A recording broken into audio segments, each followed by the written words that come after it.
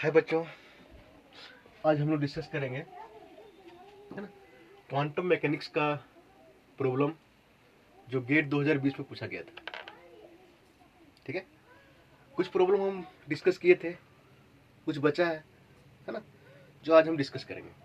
ठीक है, देखो तो सबसे पहले क्वेश्चन लेते हैं 50 लेते हैं। ठीक है ना, 50 में क्या है, कंसीडर द हैमिल्टोनियन, है ना। हैमिल्टोनियन दिया है, देखो इस टाइप से,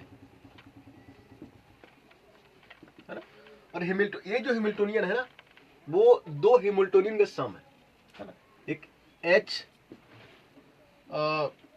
नॉट, है ना, और एक H प्राइम, है ना। अब देखो तो ये जो हैमिल्टोनियन है टोटल सिस्टम का टोटल हैमिल्टोनियन है ना। और ये जो है H नॉट, है ना, ये सिस्टम का ओरिजिनल हैमिल्टोनियन है ना। और H प्राइम जो है ना, ये परटर्ब्ड हैमिल्टोनियन है ना। अब देखो तो इसमें आगे दिया है, यहाँ पे जो ओरिजिनल हैमिल्टोनियन जो दिया है वो दिया है ये दिया है E 0 0 0 E 0 0 0 E, है ना। ये दिया है और सिस्टम का ओरिजिनल हैमिल्टोनियन, है ना, जिसमें परटर्ब्ड, है ना, जिसमें सिस्टम को परटर्ब नहीं किया गया था, है ना, जिसमें ये बोल सकते हैं, है ना, जिसमें सिस्टम को डिस्टर्ब नहीं किया गया था, है ना।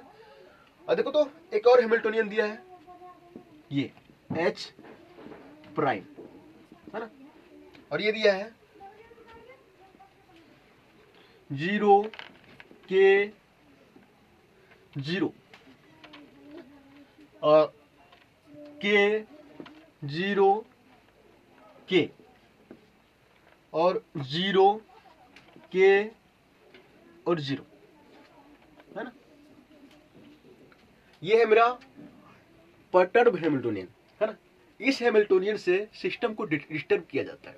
ठीक है, अब अगर ये पूछ रहा है जहां पे K यहाँ पे है ना, K जो है वो 0 से बड़ा है ना। If the maximum energy eigen value of H is 3 electron volt, है ना। अब देखो तो थोड़ा ध्यान देना, थोड़ा ऊपर मिटाता है, ठीक है, इसको आगे काम देगा आगे। अब देखो तो सिस्टम का जो ओरिजिनल हैमिल्टोनियन है ना, सिस्टम का जो फाइनल हैमिल्टोनियन है ना, वो इसके सम के बराबर है ना। जब इसका आइगन वैल्यू निकालेंगे ना, तो दिया है मैक्सिमम जो आइगन वैल्यू निकलेगा, मैक्सिमम आइगन वैल्यू को जो वैल्यू दिया है वो दिया है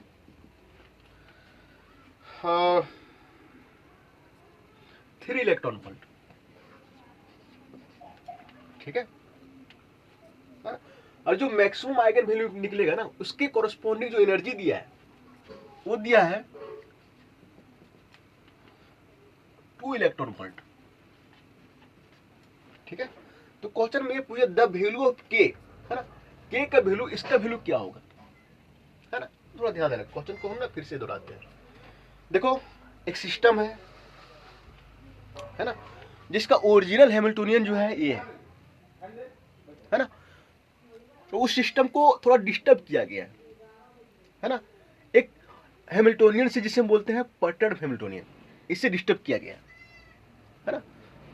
तो क्या नया हैमिल्टोनियन बनेगा ना, तो नया हैमिल्टोनियन जो दिया है फाइनल वो ये है ना। ये अब ये है, अब क्वेश्चन में ये बोल रहा है कि इसका जो, अगर इसका आइगन वैल्यू निकालेंगे, है ना, तो इसका आइगन वैल्यू जो भी निकलेगा हम देख लेंगे, है ना।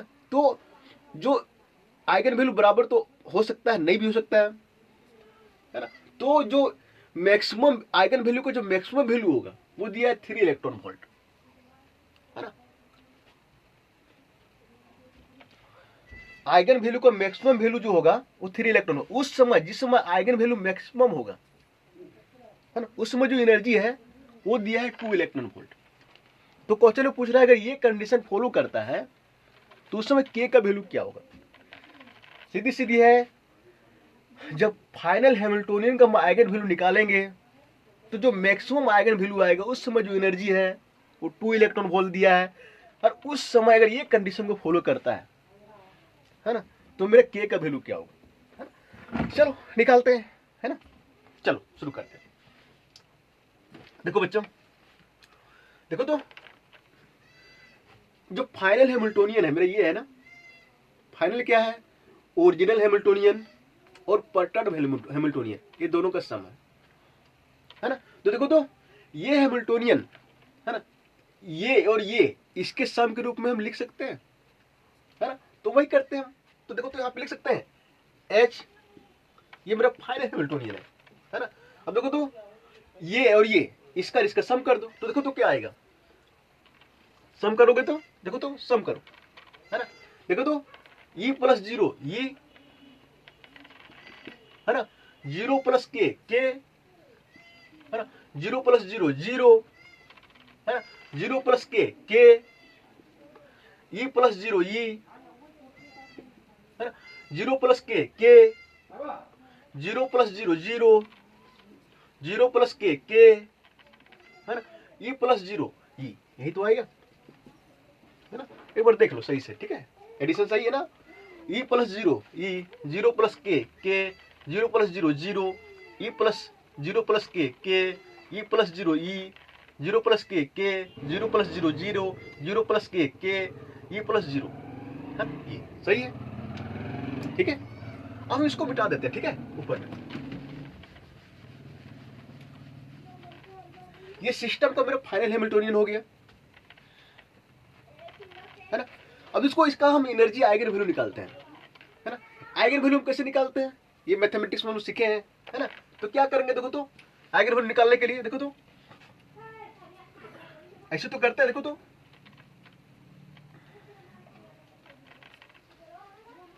ये, अब देखो डायगोनल एलिमेंट में हम क्या करते हैं, लैम्बडा घटाते हैं, इस इक्वेशन को फॉलो करते हैं हम, ये माइनस लैम्बडा आई, ये माइनस लैम्बडा, इसी इक्वेशन को फॉलो करते हैं ना। ये मेरा क्या होता है, मैट्रिक्स होता है, और आई क्या होता है, यूनिट मैट्रिक्स होता है ना। अब देखो तो थोड़ा ध्यान देना, क्या करेंगे, ई माइनस लैम्बडा, है ना, के मेरा ऐसे रहेगा 0, है ना, के, फिर मेरा ई माइनस लैम्बडा, फिर क्या होगा के, है ना, फिर क्या होगा 0, फिर मेरा क्या होगा के, फिर मेरा ई माइनस लैम्बडा, है ना, बराबर 0, है ना।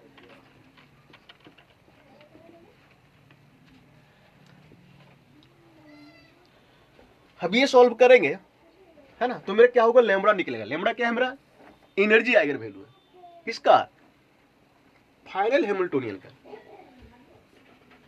है ना। अब देखो बच्चों, इसको सॉल्व करोगे ना, तो मैं सॉल्व नहीं कर रहा हूं, है ना, जो फाइनली सॉल्व करोगे तो इसका एक्सप्रेशन ये आता है, थोड़ा समय देना और सॉल्व करना, ठीक है। इसका एक्सप्रेशन जो है ना ये आता है, तो थोड़ा ध्यान देना, ये इसका एक्सप्रेशन जो है फाइनली, ये एक्सप्रेशन इसका जो आता है वो हम लिख दे रहे हैं, हम सॉल्व नहीं कर रहे हैं।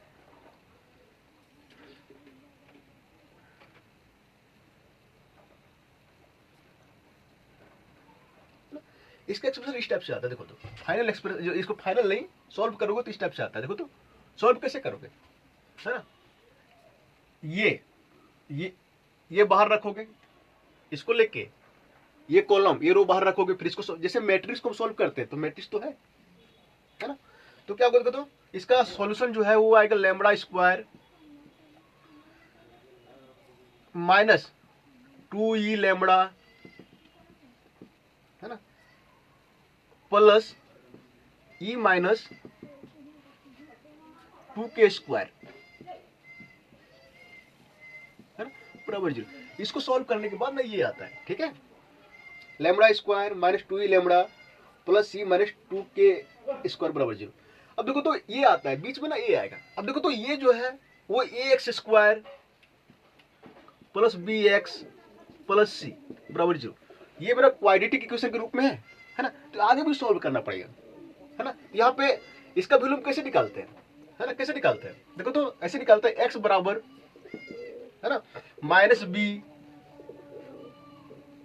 Plus minus b square minus 4ac बटे 2a, ऐसे निकालते हैं। यहाँ पे देखो a की जगह क्या है, देखो ये x मान लो, a की जगह क्या 1 है, b की जगह क्या है -2a है, और c की जगह क्या इतना है ना। तो ये की जगह क्या है 1 यहाँ पे, है ना, b की जगह कितना है -2e, है ना, और c की जगह क्या है e माइनस 2k², ये तो है।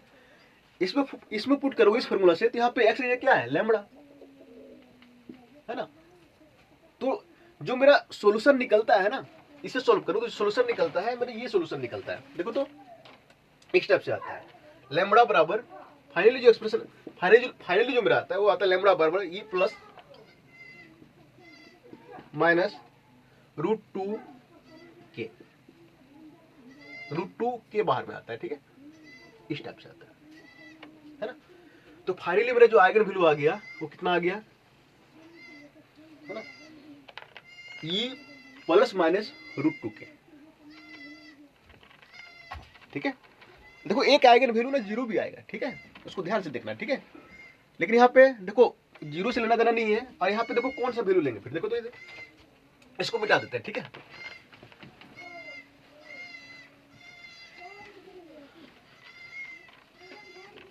अब क्वेश्चन में क्या बोला था, अब देखो ये किसका आइगन वैल्यू हो गया, है ना, फाइनल हैमिल्टोनियन का, है ना। अब क्वेश्चन में दिया है मैक्सिमम जो आइगन वैल्यू होगा वो 3 इलेक्ट्रॉन वोल्ट, है ना, और उस समय जो एनर्जी दिया है वो दिया 2 इलेक्ट्रॉन। देखो मैक्सिमम कब होगा, जब हम प्लस लेंगे ना, क्वेश्चन के उसमें प्लस लेंगे ना, ये लैम्बडा बराबर, लैम्बडा मैक्सिमम कब होगा, ये प्लस √2 के, यही होगा ना, लैम्बडा मैक्सिमम तभी होगा ना, प्लस माइनस तो मिनिमम हो जाएगा, है ना।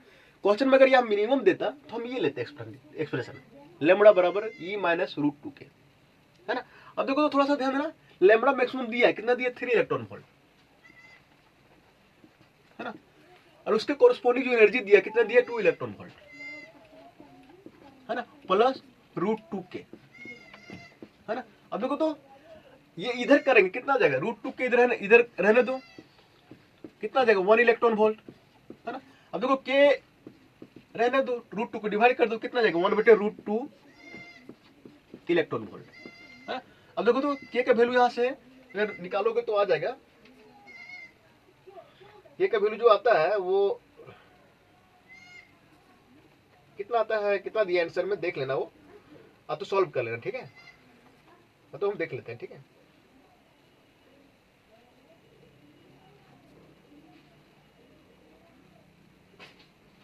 के का वैल्यू जो है समथिंग स्टेप से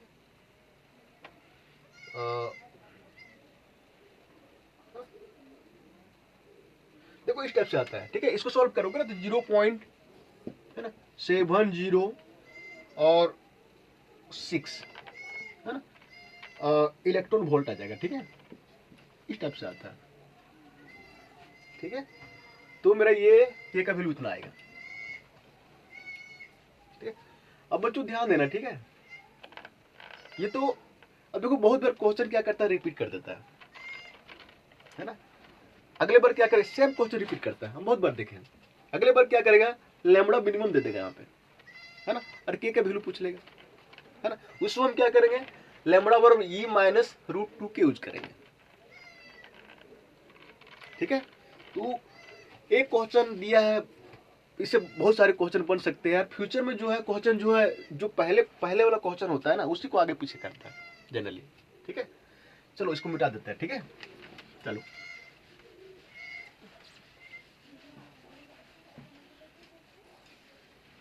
अगला क्वेश्चन करते हैं हम लोग, अगला क्वेश्चन लेते हैं।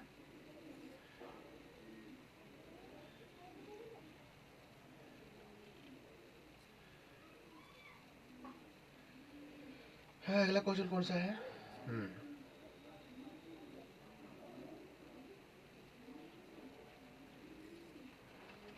अगला क्वेश्चन कौन सा ले रहे हैं,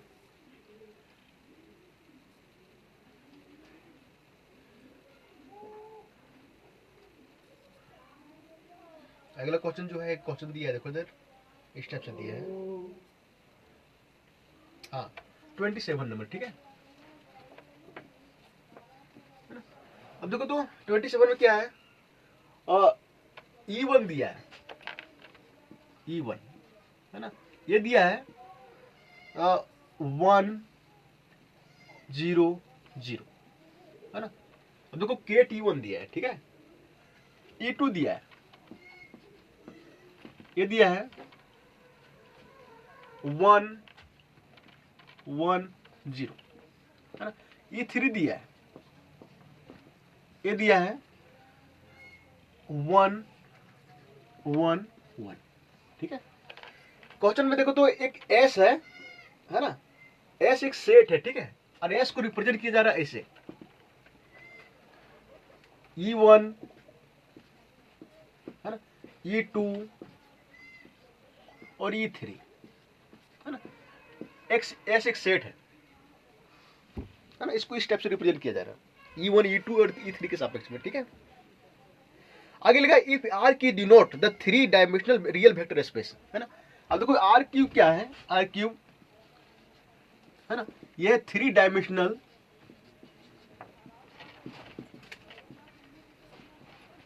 रियल वेक्टर स्पेस, ठीक है। तो ये बोल रहा है which of the following is correct, 4 option दिया है ना। अब 4 ऑप्शन जो है वो 4 ऑप्शन में कौन सा सही होगा, है ना, वो ऑप्शन देख लेना, बाकी इसको हम सॉल्व करते हैं, ठीक है। चलो सॉल्व करते हैं, ठीक है। अब देखो तो सबसे पहले क्या करेंगे हम, एस क्या है मेरा, एस एक सेट के रूप में दिखाया गया है ना।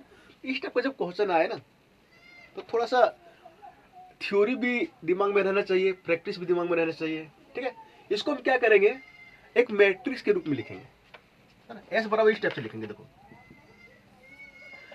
अब इस टाइप से देखो 1 0 0 E1 है ना, फिर 1 1 0, फिर 1 1 1, ठीक है। अब देखो इसको हमने इसको मैट्रिक्स के रूप में लिखे, है ना। अब इसका हम डिटरमिनेंट निकालेंगे, है ना। इसका डिटरमिनेंट निकालो तो देखो तो कितना आएगा, निकालते हैं, ठीक है। ऐसे निकालते हैं, देखो तो 1 बाहर रखो, है ना, तो क्या आ जाएगा 1 देखो 1 माइनस 0, है ना।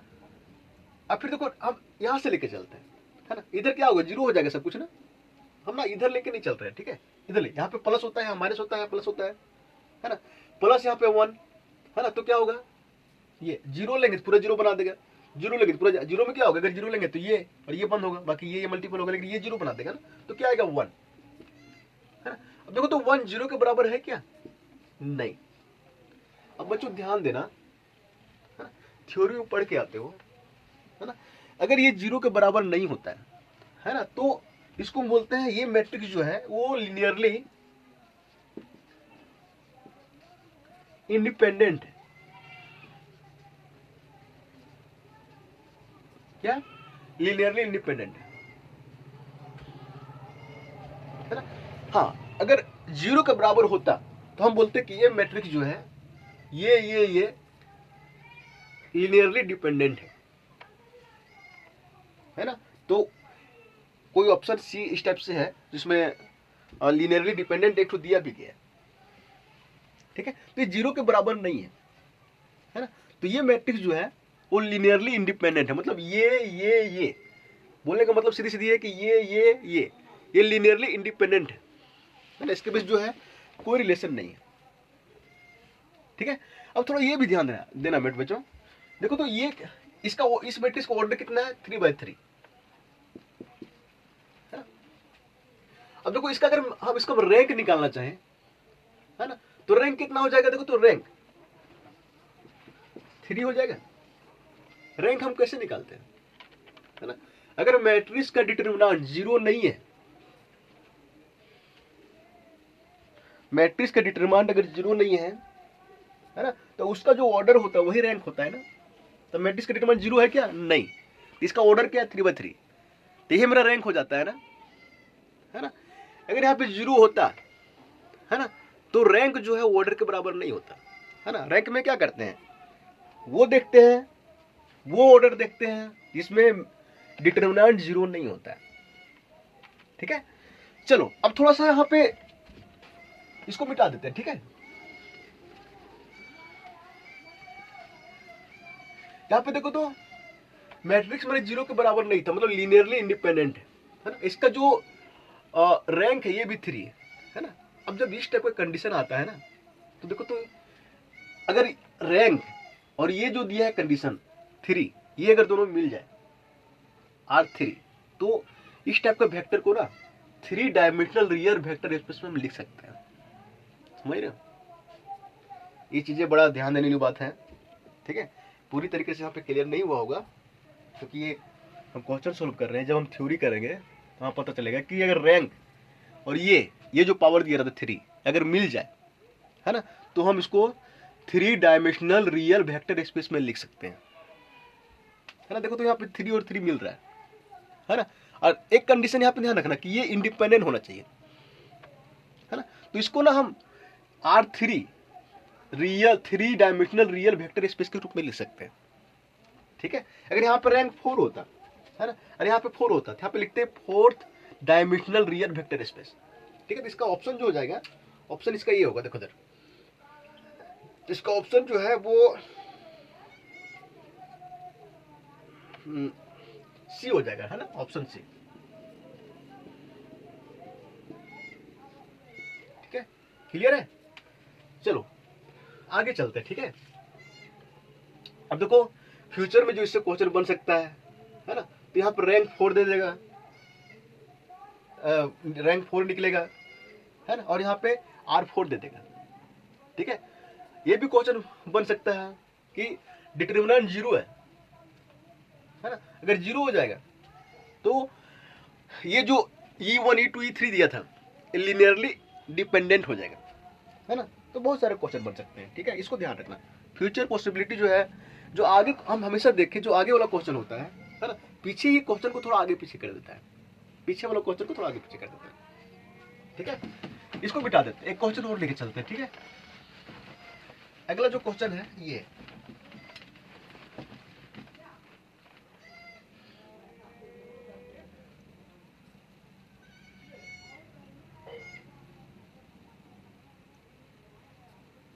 अगला क्वेश्चन तुम्हारा, तुम लोग का ये, हाँ एक क्वेश्चन ये यहाँ पे दिया है, क्वेश्चन 2, इसका पता नहीं कौन सा नंबर है, बट इसको हाँ 2 ही है ना। पार्टिकल नहीं, पार्ट 2 नहीं है, 20 है। पार्टिकल ये विथ एंगुलर मोमेंटम 3/2। देखो एक पार्टिकल है ना ये सॉरी, ये पार्टिकल जो है 2 पार्टिकल में ब्रेक करता है, सी, है ना। और इसका जो एंगुलर मोमेंटम है ना वो 3/2 है ना। और इसको J1 माना गया, है ना। इधर भी एंगुलर मोमेंटम होगा, इसको J माना गया, इसका J1 मान लेते हैं, है ना। और J2, J1 J2 माना है सकता है ना, J1 J2। अब लिखा है इफ, है ना, इफ 3/2 और 3/2, है ना। अब देखो तो किसी पार्टिकल का स्टेट हम कैसे रिप्रेजेंट करते हैं, Jm से, ऐसे करते हैं ना, है ना। तो यहाँ पे 3/2 3/2, है ना। अब देखो तो यहाँ पे ना थोड़ा लॉजिक लगाना था, 3/2 3/2, यहाँ पे अल्फा दिया है ना, अल्फा दिया है 1 1, है ना।